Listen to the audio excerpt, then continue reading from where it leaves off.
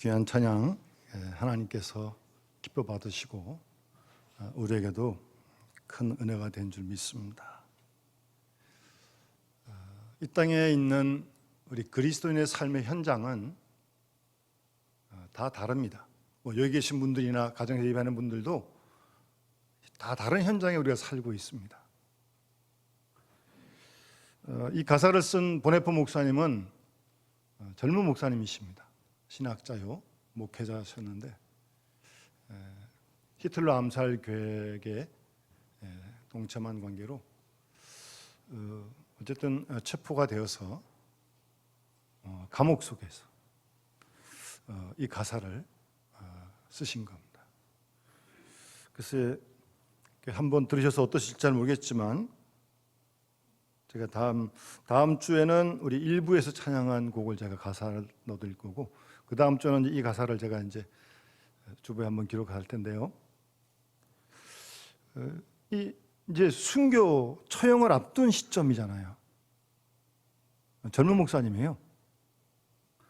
근데 그 가사도 그렇고 또 찬양을 들으니까 더 그렇게 느껴지는데, 어쨌든 그 순교 직전에 계시면서 이렇게 전혀 두려움 그런 건 못 느끼겠어요. 특히 그 반복되는 가사가 선한 힘이 우리를 감싸시니 믿음으로 일어날 일 기대하네.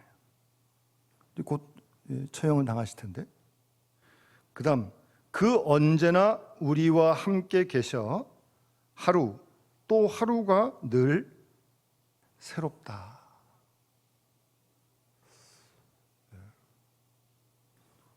우리도 지금 코로나19가 1년 이상 지속되고 있는데, 개인적인 어떤 기도 제목을 떠나서 우리 모두가 다 공통적으로 지금 겪고 있는 힘든 일인데, 이 와중에서도 이 보네포 목사님이 순교를 앞두고 처형을 앞두고 경험하는 하루하루가 새로운 그런 은혜를 우리가 누려야 되는 거 아니겠습니까? 하나님이 이 목사님 사랑하시고 우리도 사랑하시는데 또 하루하루가 새롭다고요.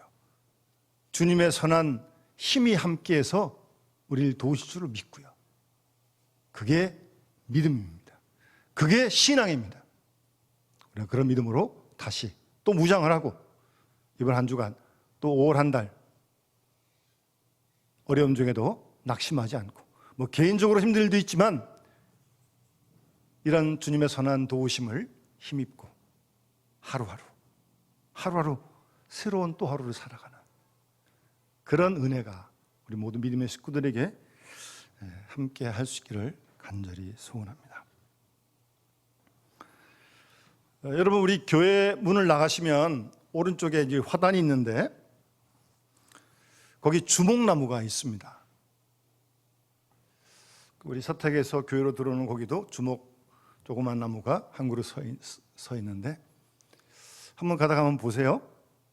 자세히 보시면 작년까지 잎은 짙은 녹색입니다. 올해 새로 나온 순을 보면 연녹색이에요. 아주 확연하게 구분이 됩니다. 한번 나가시다가 보세요. 자라고 있는 거죠. 예? 자라고 있는 거예요. 생명이 있으니까.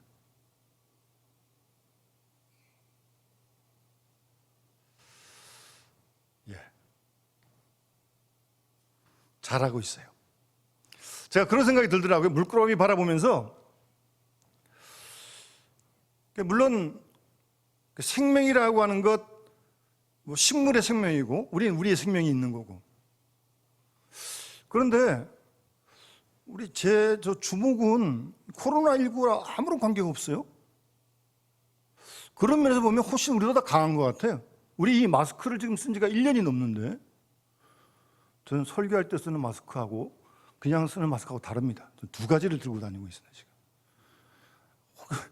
그래서 좀 소리가 좀 더 잘 나가도록. 근데 주목은 마스크도 안 쓰는데 잘 견디더라고요, 아주. 백신도 안 맞는데 것도 없어요. 그러면서 잘 자라고 있어요.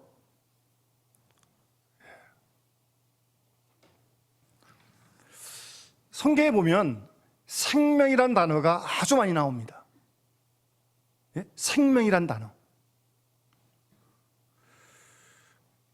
뭐 우리가 잘 아는 부활절 때도 나는 부활이요 생명이니 나를 믿는 자는 죽어도 살겠고 무릇 살아서 나를 믿는 자는 영원히 죽지 않겠다는 말씀. 나는 부활이요 생명이다라고 주님 말씀하셨고, 요한복음 14장에서도 내가 곧 길이요 진리요 생명이라고 주님께서 말씀하셨습니다. 그런 말씀들은 지난주 제가 말씀드린 대로 시편 시인처럼 계속 좀 묵상을 해야 됩니다. 작은 소리로 읊조리셔야 돼요. 예? 예. 그래서 주님이 말씀하신 그 말씀의 내용이 내 몸에 잘 스며들 수 있도록, 요 머리에만 있는 게 아니고, 예. 그래서 자꾸 묵상을 해야 돼요. 그리고 요한복음 10장 10절에 보면 예수님께서 도둑이 오는 것은 도둑질하고 죽이고 멸망시키려는 것뿐이요 내가 온 것은 양으로 생명을 얻게 하고 더 풍성히 얻게 하라는 것이라고 주님께서 분명히 말씀하십니다. 우리에게 생명을 얻게 하기 위해서 주님이 이 땅에 오셨고요, 우리가 예수 믿어 생명을 얻었어요. 그런데 그 생명이 더 풍성하게 우리가 얻기를, 우리가 누리기를 원하시는 거죠. 예? 물론 여기서 이 생명이라는 단어는 숨 쉬는 생명만 얘기하는 거 아니에요. 생물학적인 생명만 얘기하는 게 아니에요. 영원한 생명, 그런 의미도 함께 포함되어 있는 거죠. 그래서 요한 1서 5장에 예수님께서 사도 요한이 아들이 있는 자에게 생명이 있고 하나님의 아들이 없는 자에게 생명이 없다라고 말씀하십니다. 예수 믿는 아들이 있는 자에게는 생명이 있어요. 우리 모두 생명이 있어요. 그런데 아들이 없는 자, 예수 안 믿는 자, 뭐 부자인지 권력이 있는지 명예가 있는지 모르겠지만 생명 없어요. 숨은 쉬더라도 생명 없는 거예요. 그렇게 확실히 구분합니다. 뭐 사도 바울도 그 골로새 3장에 보면 위의 것을 생각하고 땅의 것 생각하지 말라라고 말하면서 이는 너희가 죽었고 너희 생명이 그리스도와 함께 하나님 안에 감추어져 있다. 묘한 말씀을 하십니다. 그래서 이 말씀을 자꾸 그래서 묵상을 해야 되는 거예요. 예? 너희가 죽었고 너희 생명이 그리스도와 함께 하나님 안에 감추어져 있다. 그랬다가 우리 생명이신 그리스도께서 다시 나타나실 그때 너희도 그와 함께 영광 중에 나타나리라. 아멘. 우리는 이 말씀을 믿습니다. 뭐 그런가 하면 야고보 사도 같은 경우는 내일 일을 너희가 알지 못한다 그러면서 야고보 4장 14절에 너희 생명이 무엇이냐 너희는 잠깐 보이다가 없어지는 안개니라라고 말합니다. 여기 생명은 제한적이고 하나님 부르심의 세상을 떠나야 할 어떤 그런 생명 말하는 거죠. 생명이 무엇이냐? 너희는 잠깐 보이다가 없어지는 안개다. 여러분 우리 요즘은 심야기도에 모이지 않지만 우리 율동하고 그럴 때 여러분 그 복음성 아시죠? 손을 들고 주를 찬양, 높은 곳을 향해 주를 찬양. 그다음 뭐죠? 하도 안 불러서 좀. 모든 만문들은 주를 찬양하라. 왕의 왕 되신 예수. 우리 권사님들이 율동 잘 하시거든요. 우리 송 권사님 특히 잘 하시는데. 그 다음에 다스리신 예수. 중요한 가사는 생명 있음을 찬양해. 여러분 생명 있습니까? 찬양합시다. 아침에 눈 뜨실 때 생명 호흡하세요? 찬양하세요. 찬양. 생명 있음을 찬양해 그랬잖아요. 찬양하세요. 물론 여기는 숨 쉬는 생명도 있고 영생적인 생명도 물론 있는 건데 어쨌든 생명 있잖아요. 우리가 아들 믿고 생명이 있고 더 그 풍성한 생명을 주님 누리길 원하시는데 찬양합시다. 찬양해요. 코로나19 그럼에도 불구하고 찬양하는 거죠. 거기 짓눌려가지고 그럴 거 아니고요. 곧 끝날 줄을 믿고 생명이 있음을 찬양할 수 있어야 돼요. 그럴 때 그 생명이 자라고 더 풍성해질 줄 믿습니다. 오늘 본문에 예수님께서 15절에 요절 말씀이다 그럴 수 있는데요, 삶과 모든 탐심을 물리치라고 말씀하시면서 사람의 생명이 소유에 넉넉한 데 있지 않다. 주님께서 그렇게 말씀하십니다. 그러니까 이런 말씀을 계속 묵상을 해야 돼요. 그래서요, 작은 소리로 읊조리셔야 돼요. 사람의 생명이 소유에 넉넉한 데 있지 않다. 예수님 말씀입니다. 이 아침 우리에게 주시는 말씀이에요. 이렇게 예수님께서 대답하시게 된 그 배경은 어떤 한 사람이, 젊은 사람 같아요, 예수님께 와서 선생님, 내 형을 좀 명령해서 유산을 좀 나와 나누게 해 주십시오. 그런 부탁을 지금 예수님에게 하는 거예요. 보통 성경을 보면 예수님을 찾아온 사람들은 아픈 사람이거나 율법이 궁금해서 뭘 물어보기 온 사람이거나 아니면 바리새인 서기관처럼 나쁜 의도를 가지고 예수님을 어떻게 탁 걸려 넘어지게 만들려고 세금을 가이사에게 바쳐야 됩니까 말아야 됩니까 묘한 질문을 해가지고 넘어뜨리려고 그런 악한 의도를 가지고 접근하고 말하는 그런 사람들이 보통 찾아왔는데, 오늘 이 청년은 그런 게 아니에요. 어떻게 보면 성경에서 이런 청년이 예수님께 찾아와서 형에게 명령하여 유산을 좀 나눠주라고 이런 부탁은 처음 하는 것 같아요. 아주 엉뚱한 요청을 하는 거죠, 예수님에게. 그래서 예수님께서 뭐라고 말씀하십니까? 이 사람아, 누가 나를 너희의 재판장이나 물건 나누는 자로 세웠느냐? 오히려 예수님이 그렇게 지금 반문을 하십니다. 그 당시 유대 사회법으로는요, 그 형에게 2배를 주고 동생에게 그 반을 주도록 되어 있습니다. 지금 우리나라는 그렇지 않죠? 김사님 똑같죠? 아들, 딸 다 똑같습니다. n분의 1입니다, 요즘. 근데 그 당시는 한 장남에게 2배를 줬습니다.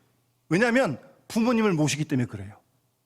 그게 그 당시 민법이었습니다. 그런데 아마 아버님이 유산을 정리하지 않고 갑자기 돌아가신 것 같아요. 그러니까 지금 동생이 동생. 근데 형이 아마 2배를 가지고 자기는 하나만 주고, 그러니까 3분의 2 갖고 3분의 1 갖고 그러려고 지금 재산을 나누려고 그러는 것 같아요. 그러니까 동생이 지금 배가 아픈 거예요. 아니, 아버님 돌아가셔가지고 아버지도 안 모시는데 왜 형이라고 2배 갖냐고. 말은 되죠? 아버지 모시라고 2배 주는 거지 무슨 지금 그래서 아마 지금 예수님을 찾아와서 형한테 명령해가지고 똑같이 나눠주라고 지금 그 요청을 예수님께 하는 것입니다. 분위기는 이 상황에 조용하지만 지금 이 형과 동생과 형의 관계는 지금 아주 살벌한 관계입니다. 지금 더 갖느냐, 뺏기느냐, 똑같이 갖느냐, 2배로 갖느냐, 그 싸움이 사실은 대단한 거예요. 본문에 자세히 기록되지는 않았지만 아마 모르긴 해도 이 동생이 예수님이 오기 전에 보통 이런 문제가 있으면 랍비한테 가서 묻거든요. 랍비가 잘 정리를 해주는데 랍비한테도 가봤고 또 안 돼가지고 요즘처럼 소송까지 해가지고 재판도 아마 해봤을지 몰라요. 근데 명확한 답을 주지 않으니까 그래도 예수님이 좀 하라 그러면 할 것 같아서 자기 편 들어주라고 와서 부탁을 하지 않았나, 그렇게 한번 추측을 해봅니다. 유산 뭐예요? 아버지가 갖고 있던 재산, 돈 아니에요? 돈? 재물 아니에요? 재물? 물질 아니에요? 물질?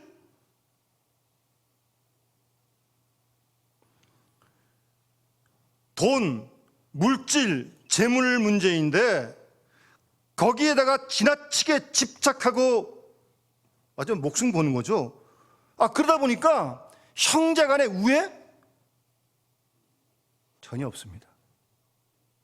아마 서로 간에 싸우기도 했겠죠. 아니, 원수 같은 마음이 들었을지도 모르죠. 예? 동생도 없고 형도 없고, 예? 부모, 집안, 가문 망신당하는 거 그런 거 없어요. 내가 더 가져야겠다는 거예요. 어쨌든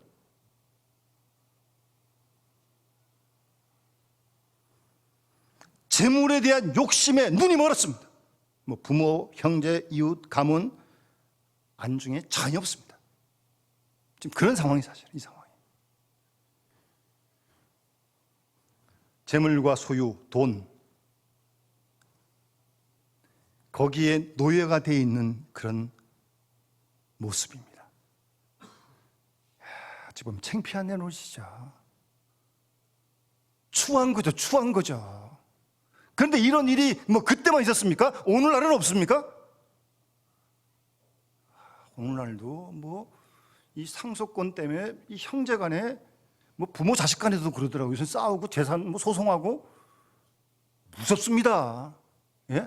칼만 안 들었죠? 오늘도 똑같습니다. 예수 믿는 사람은 좀 다른가요? 잘 모르겠네요, 그건.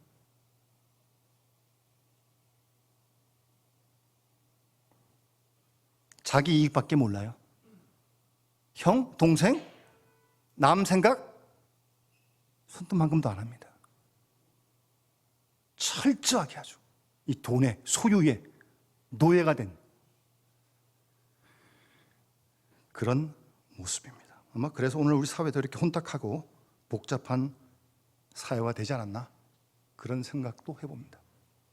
근데 다 그런 것만은 아니에요. 아름다운 이야기도 있어요. 너무 절망적으로 생각하지 마세요. 여러분, 솔로몬 성전을 7년 동안 올려 짓거든요. 그 터를 이제 마련해야 되잖아요. 이런 전설이 전해집니다. 어디다 성전을 지을까? 성전을. 그래서 아브라함이 이삭을 드렸던 산, 모리아 산에 드렸다라고 하는 전설이 있고, 성경에 나온 건 아니지만 어쨌든 그 다음 전설이 어디 있냐면 이런 전설이 있어요. 형하고 동생이 있는데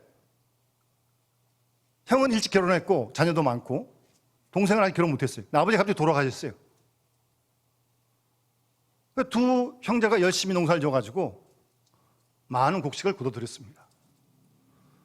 그런 다음에 동생이 생각을 합니다.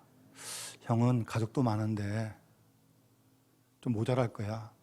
내가 좀 곡식단을 갖다 줘야지 하고 밤에 몰래 형 곡간에다 쌓아뒀어요.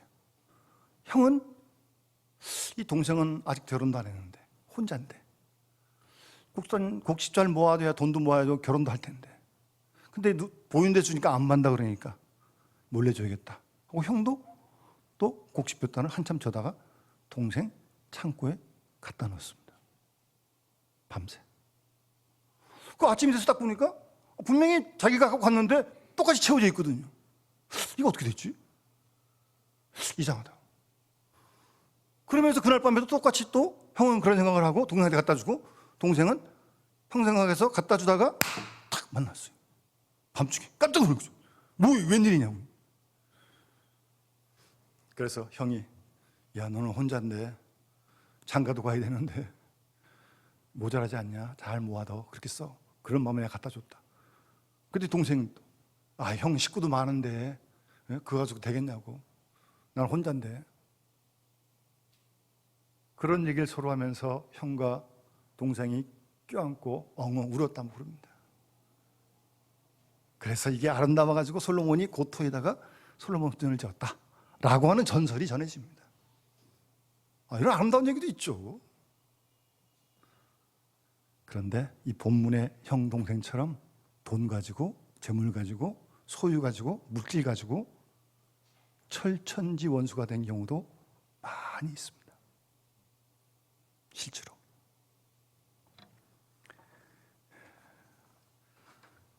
그런 요청에 예수님께서 뭐라고 대답하십니까? 이렇게 해라 저렇게 해라 얼마 주라 그렇게 말씀하지 않으셨어요. 예? 본문에. 예? 형 네가 뭐 더 가져라, 뭐 반반씩 나누라, 뭐 그렇게 어떤 물량을 말하지 않았어요. 예수님은 간단하게 말씀하시는데 아주 수준이 높은 말씀을 하시는 거예요. 삼가 모든 탐심을 물리치라 라고 15절에 말씀하십니다. 탐심을 물리치라는 거예요.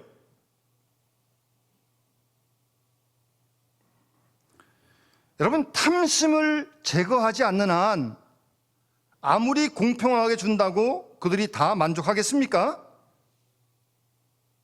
안 됩니다. 끝없는 욕심은 끝없는 불평을 낳게 되어 있습니다.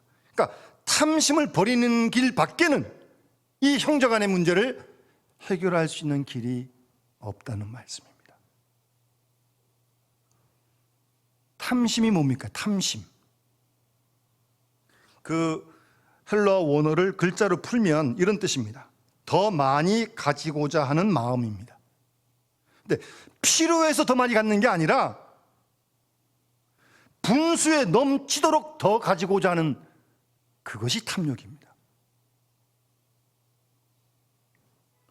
말을 바꾸면 자족이 없는 마음이죠.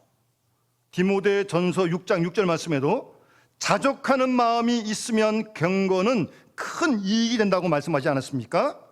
무엇을 가졌건 만족하고 자기 가진 것이 가장 좋은 줄 알고 귀한 줄 알고 충분한 줄 알고 그렇게 살아가면 은혜로운 삶이요, 그것이 경건과 믿음에 큰 이익이 된다고 말씀하고 있습니다. 그런데 자족하는 마음이 없으면 복받지 못했다고 원망합니다. 내가 하나님께 많이 기도했는데 왜 하나님께 복 안 주시냐고. 예? 그러니까 자족하는 마음이 없으면 신앙생활 바로 하기 힘듭니다. 예? 자족을 모르는 마음, 바로 그것이 탐심입니다. 탐심. 뭐 양이 많든 적든 떠나서 목적이 없는 소유욕이에요.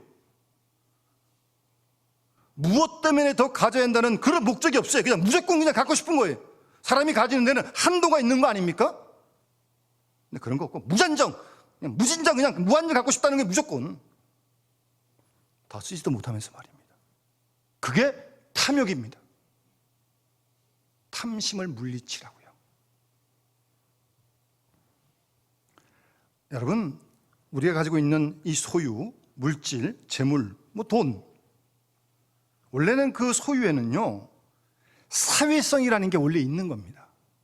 무슨 말인가 하면 옆 사람 지금 굶어 죽어가고 있는데 나 혼자 배부르면 된다. 편합니까? 나 혼자 배부르면 되는 거예요? 옆에서 지금 굶고 있는데? 그 편안하고요. 아니, 원래 하나님이 사람을 지으실 때 그렇게 짓지 않았어요. 사람에게는 사회성이 그래서 있는 거예요. 더불어 같이 함께. 예? 예. 여러분, 누가복음 16장 보면 그 거지 나사로와 부자의 비유가 나오잖아요. 거지는 죽어 아브라함 품에 가고 부자는 지옥 갔거든요. 근데 거기 보면 왜 이 사람이 지옥 갔나? 잘 나와 있지 않은데 그 16장 19절에 보면 이 부자가요 자색 옷과 고운 베옷을 입고 이게 아주 좋은 옷이거든요. 그 다음에 날마다 호화롭게 즐겼다. 날마다 잔치를 한 것 같아. 잔치 있을 때 해야죠. 근데 어떻게 날마다 잔치를 해요? 호화롭게 그것도? 하나님이 우리에게 주신 부, 물질, 재물, 나 혼자 쓰라고, 나 혼자 즐기라고 그렇게 주신 게 아니라는 거죠. 예? 예. 그저 때문에 이 부자는 지옥에 가는 겁니다. 그런 사회성이 있고요. 그리고 우리 소유 물질은요, 돈은요, 바르게 벌고 바르게 써야 합니다. 남 등쳐가지고 죽이면서 돈 벌었다? 그거 자랑할 일이에요? 회개할 일입니다. 회개할 일이에요. 쓰는 것도 바르게 써야 되는 거예요. 죄진 일에 쓰면 되겠어요? 소유는 바르게 벌고 바르게 써야 합니다. 그런 책임이 있는 겁니다. 좀 전에 더불어 함께 살아야 하는 그런 내용 말씀드리지 않았어요? 한쪽에서는 배불러 배 터져 죽고 한쪽에서는 못 먹어 죽고.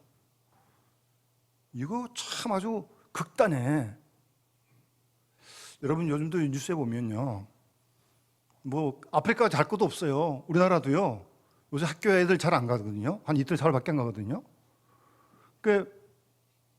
홀로 가던 아이들 있잖아요. 뭐 할머니하고 산다든가. 학교 가면 급식 먹는데 학교를 못 가니까 수급비 가지고 살다가 월말쯤 되면 떨어져요, 그게. 라면도 겨우 먹고 심지어 그것도 떨어가지고 아침에는 물만 마시는 그럴 월말을 맞이할 때도 있다는 그런 사실이 있어요, 사실이. 지금도. 그래서 기아대책 같은 데서 그런 것을 후원하고, 한쪽은 너무 많이 먹어가지고 탈나는데 남아도 오는데, 한쪽은 하나님이 이런 현실을 보면 뭐라고 말씀하실 것 같아요? 이 지구촌에 똑같이 다 필요한 만큼 줬는데 이 분배가 제대로 지금 안 되는 거죠.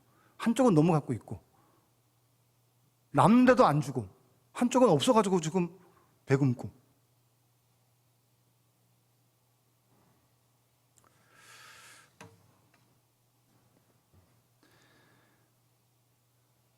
여러분, 우리의 생명과 이 소유의 문제, 우리의 생명, 여러 가지 생명 뜻이 있는데, 어쨌든 우리 예수님께서 주기도를 가르치실 때도 일용할 양식을 주옵시고라고 말씀하셨잖아요. 일용할 양식, 이거 참 평범한 얘기인데 아주 중요한 얘기예요. 일용할 양식. 여러분 뭐 더 많이 가졌다고 하루에 5끼, 6끼 드십니까? 그러면 사고 나는 거 아니에요? 병 나는 거 아니에요? 더 많이 가져도 하루 2끼, 3끼밖에 못 먹는 거 아니에요? 일용할 양식, 그만큼만 딱 먹는 거거든요. 돈 많다고 더 많이 먹나요? 요새는 더 안 먹어요. 일용할 양식, 참 중요한 의미입니다.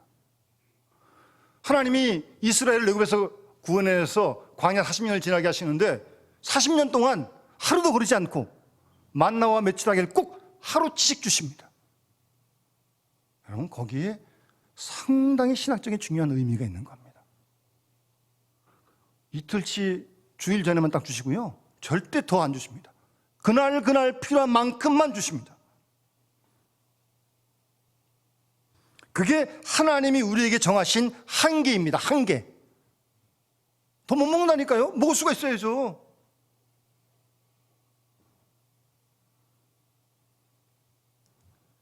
그리고요, 이 건강과 소유의 문제. 여러분, 우리가 많이 가지면 사람이 건강합니까? 부자가 건강해요? 가난하면 병들어 아픕니까? 아니에요? 그거 아니에요?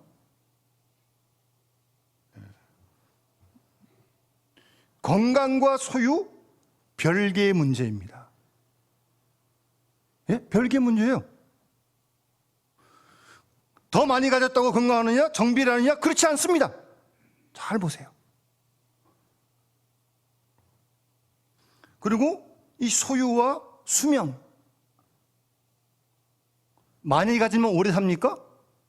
적게 가지면 일찍 죽습니까? 그것도 아무런 관계없어요. 잘 보세요. 수명과 소유, 소유와 수명 정비례하지 않습니다. 오늘 이 본문에 나오는 청년에게 주님이 비유를 또 들어 말씀하시잖아요. 이 청년이 곡식이 많이 모아지니까 창고가 모자라요. 어떻게 할까 그러다가 창고를 헐고 더 크게 지어놓고 다 채워놓고 여러 해 쓸 명을 쌓아놓았으니까 평안히 쉬고 먹고 마시고 즐거워하자, 그런 생각으로 지금 이 비유에서 창고를 더 크게 짓고 먹을 거 더 많이 쌓아놨어요. 그러니 평안히 쉬고 먹고 마시고 즐거워하리라. 그런데 만약 하나님이 그 밤에 그 영혼을 찾으시면 준비한 것이 누구의 것이 되겠느냐? 그늘도 있거든요. 하나님께 부르시면 가는 거죠, 뭐. 수명과 소유 절대 정비례하지 않습니다. 정비례하는 게 아니고요. 그 세계적으로 장수 마을이 3군데 있다고 합니다. 어떤 학자가 왜 그 지역 특별히 이렇게 장수할까 하고 연구를 해봤어요. 근데 3 지역의 공통적인 특징이 있는데, 여러분 사람이 하루 동안 살려면 2,500칼로리가 기본적으로 필요하거든요. 근데 이 장수 마을의 사람들은 2,000칼로리도 아니고 하루에 1,800칼로리밖에 섭취 못하더라는 거예요. 안 하더라는 거예요. 예? 그런데 오래 산다는 거예요. 거기는 70, 80이 젊대 아직도.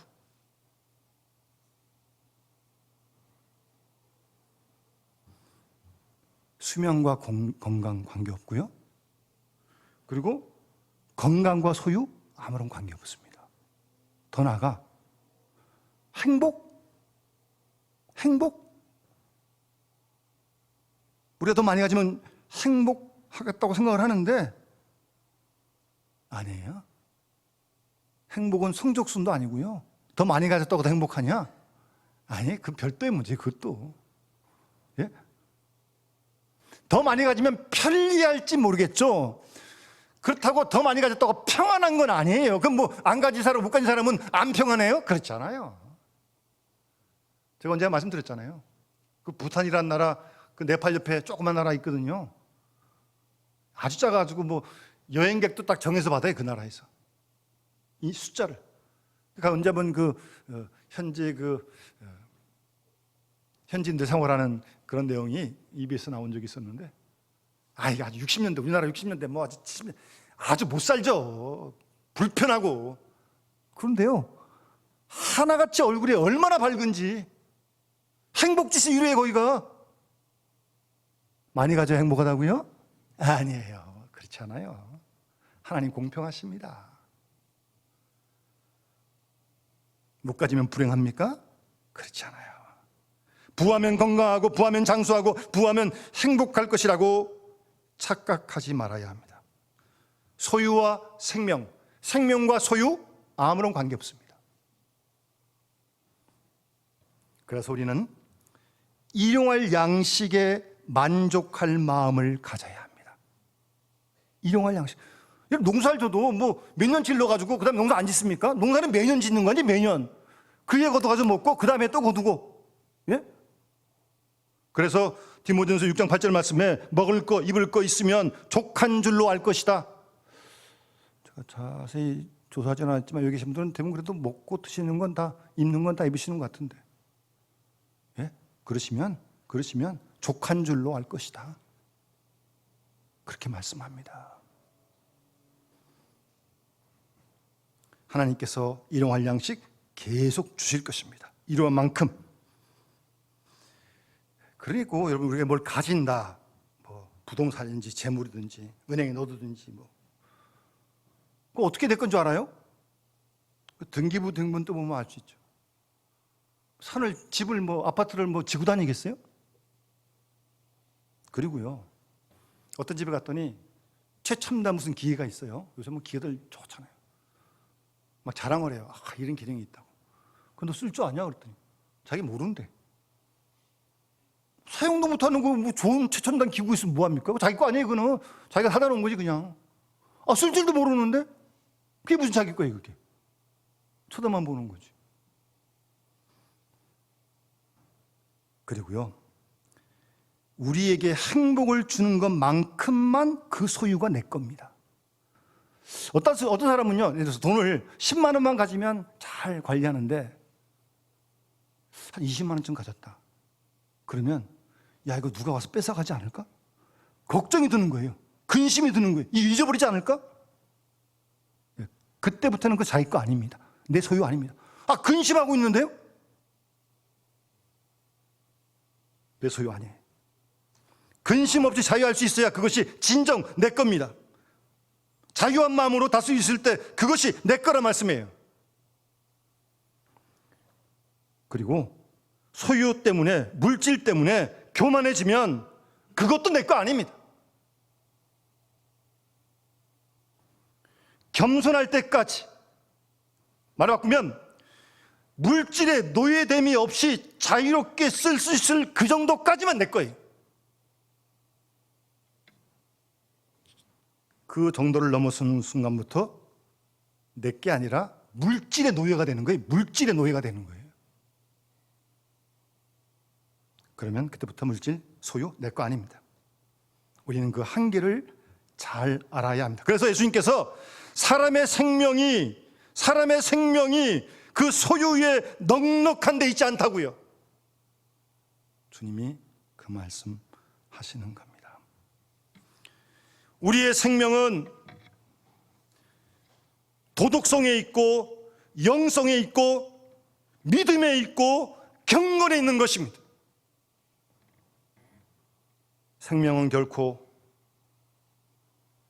소유의 넉넉함에 있지 않다는 말씀입니다. 여러분, 김영석 교수님 지금 103세신가 그러시거든요. 지금도 아주 건강하시고요.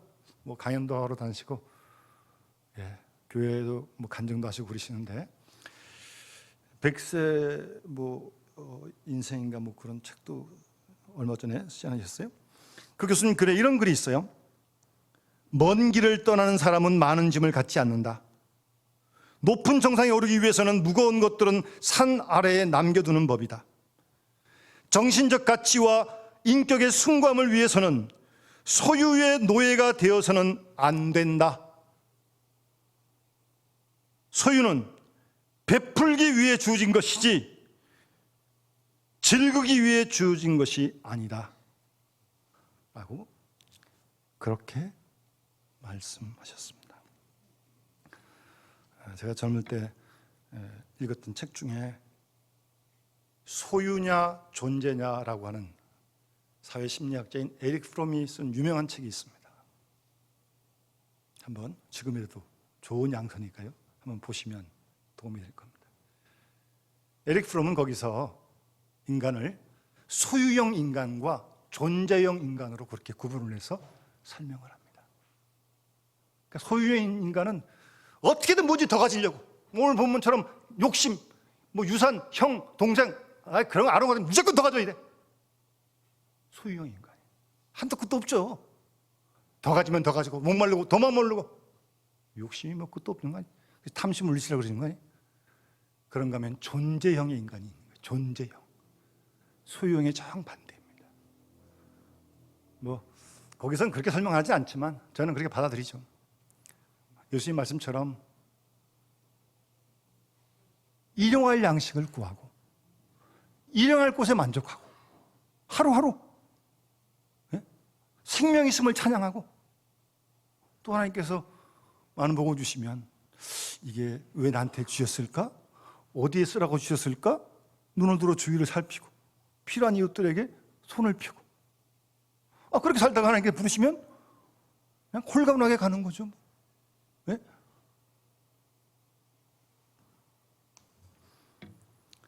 여러분, 행복이 결코 소유에 있지 않습니다. 자기중심적이고 현세중심적이고 세속중심적이고 향락중심적인 탐심, 탐욕, 물리치라고. 우리 사람이니까 그런 욕심이 계속 우리 속에 꿈틀꿈틀 거리거든요. 물리치라고 주님께서 말씀하십니다. 오늘 사람의 생명이 소유에 넉넉한 데 있지 않다라고 하시는 주님의 말씀을 우리가 잘 마음에 새기고, 이번 한 주도 또 우리 남은 인생도 하나님을 기쁘시게, 또 이웃을 유익하게 하면서 살아가는 정말 진정한 행복자들이 되어지는 은혜와 축복이 함께 하시기를 주님으로 축원합니다. 우리 찬송 94장 함께 찬양 부르면서 봉헌하도록 하겠습니다.